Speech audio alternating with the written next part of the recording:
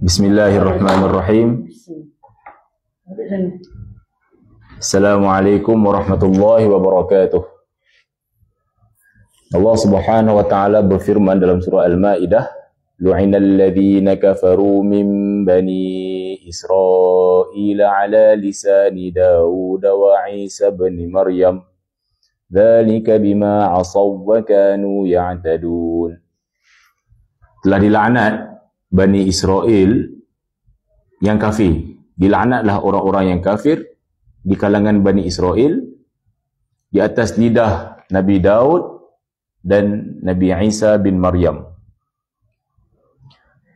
Jadi dalam mentafsirkan ayat ini, Imam Al-Alusi dalam kitabnya Ruhul Ma'ani mengatakan bahawa orang-orang kafir di kalangan Bani Israel ni memang dilaknat di dalam Zabur dan Injil. Jadi ada setengah-setengah ulama mengatakan bahawa mereka berbangga bahawa kami ini keturunan para nabi. Kami ini keturunan Nabi Ibrahim, Nabi Ishaq, Nabi Yaqub. Jadi kami ini special. Lalu sebagai jawapan, Allah Subhanahu wa taala pun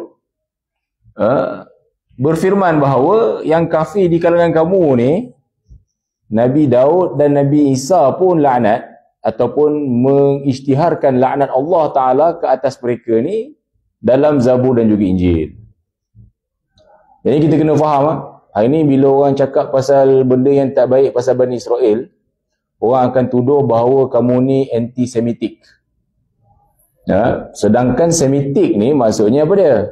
Sama ada orang-orang yang daripada keturunan Nabi Ibrahim dari jalur Nabi Ishaq ataupun daripada jalur Nabi Ismail, iaitu orang-orang Yahudi dan juga orang-orang Arab.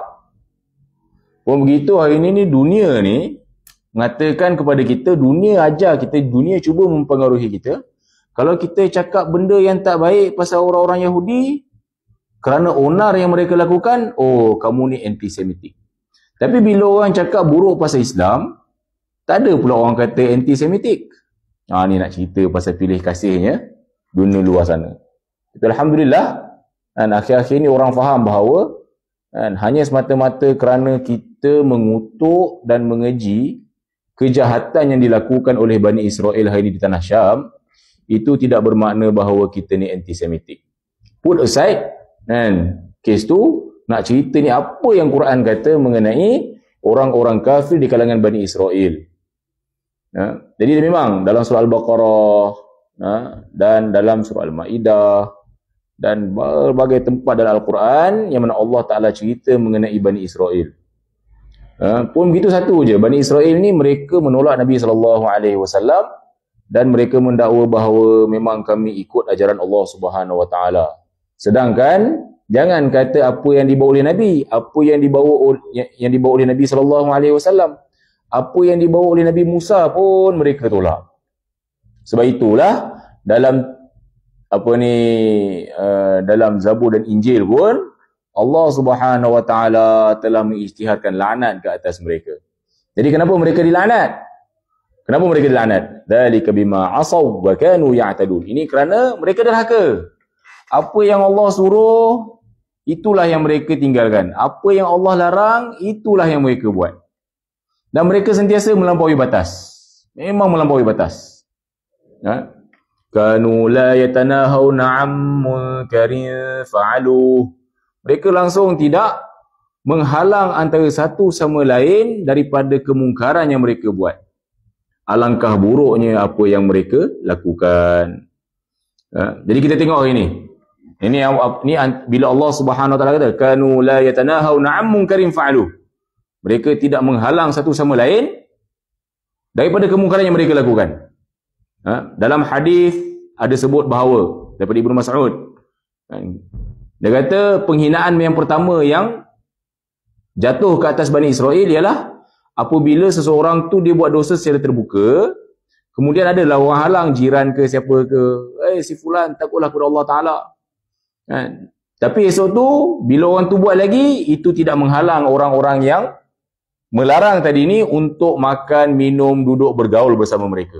Bermakna Bani Israel ni bila mereka nampak kemungkaran, bila mereka halang dan mereka larang dan mereka tegah, itu cuma tegahan daripada mulut sahaja, bukan tegahan daripada hati. Dan kerana itulah mereka dilaknat, kerana mereka masih boleh berbuat baik kepada orang jahat walaupun mereka cuba menghalang. Ini dulu ni. Hari ni apabila Bani Israel membuat onar, apa yang berlaku? Bukan sahaja mereka tidak ditegah, bahkan kuasa-kuasa besar ni kebanyakannya cuba kondon pula, menyokong dan cuba nak menjustifikasikan onar yang mereka lakukan. So kalau ikut dulu dengan sekarang lagi teruk daripada dulu ni. Dan mereka mendapat sokongan daripada orang-orang yang berkuasa untuk terus melakukan onar yang mereka lakukan. Ini satu benda yang kita boleh belajar. Bila kita cerita pasal orang lain, bila Al-Quran kritik mana-mana orang, poin dia apa dia? Supaya kita jangan buat benda yang sama. Dan bila Al-Quran puji mana-mana golongan, itu adalah satu nasihat supaya kita pun buat apa yang macam mereka buat. Ulaikal ladzina hadahumullah fabihudahum muqtadih. Ini Allah Ta'ala kata kepada Nabi SAW. Inilah dia orang-orang yang Allah Ta'ala berikan hidayat kepada mereka. Maka ikutilah hidayat mereka itu. Jadi sekarang apa yang kita belajar daripada Bani Israel yang dikutuk dalam Quran? Mana orang-orang kafir daripada kalangan Bani Israel dilaknat oleh Allah SWT. Lu'inal ladzina kafaru. Mereka dilaknat. Setengah mufassir mengatakan bahawa mereka dilaknat oleh Allah Subhanahu Wa Taala, mereka dilaknat oleh para malaikat, mereka dilaknat oleh Nabi Musa, mereka dilaknat oleh Nabi Daud dan semua nabi-nabi yang datang selepas itu. Habis semua laknat mereka kerana apa? Kerana mereka melampaui batas dan kerana mereka menderhakai Allah Subhanahu Wa Taala. Jadi apa yang berlaku semenjak bukan sebenarnya daripada 2023 ni. Kita cerita daripada 1948 lagi. Apa yang berlaku sehingga ke hari ini? Kemungkaran yang berlaku tidak ditegah. Kemungkaran yang berlaku tidak ditegah, bahkan disokong, diberi bantuan. Bahkan sebenarnya diberi billion dollar worth of aids, bantuan untuk nak memusnahkan bukan hanya orang-orang Arab yang Muslim di Tanah Kudus, bahkan sebenarnya orang Kristian kat sana pun kena bom sama. Mereka tidak pilih kasih dalam melakukan onar. Bila orang komplain, kata, oh kami ni special, awak tak boleh kata macam itu, ini antisemitik dan sebagainya. Jadi inilah pedoman yang kita boleh ambil. Yang pertama, jangan sama sekali kita menjustifikasikan sebarang kesalahan. Jangan jadi macam iblis yang cuba nak justifikasi kesalahannya. Oh, aku tak boleh tunduk pada Adam pasal aku lagi mulia. Sama juga macam Bani Israel, kan? Suka hati kami lah nak buat apa, kami ada hak untuk nak mempertahankan diri kami. Padahal mereka bukannya mempertahankan diri mereka, mereka sebenarnya merosakkan nyawa orang lain, musnahkan harta orang lain, dengan alasan kami nak mempertahankan nyawa kami.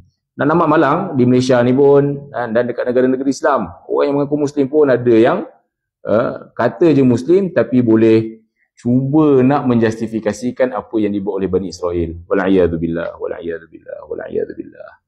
Semoga Allah Subhanahu Wa Taala menyelamatkan kita daripada sifat ini. Semoga kita sentiasa diberi taufik dan hidayah untuk tidak menyokong mana-mana kejahatan dan kerosakan.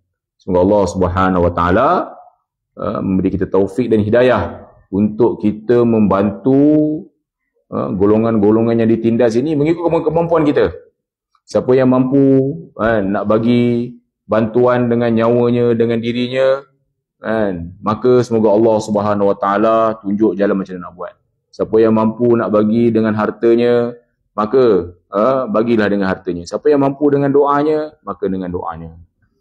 Semoga usaha yang terkumpul ni, dan amin ataupun doa dan amin daripada orang-orang Islam yang soleh diterima oleh Allah Subhanahu Wa Taala, dan semoga dibebaskan tanah Kudus daripada cengkaman penjajah.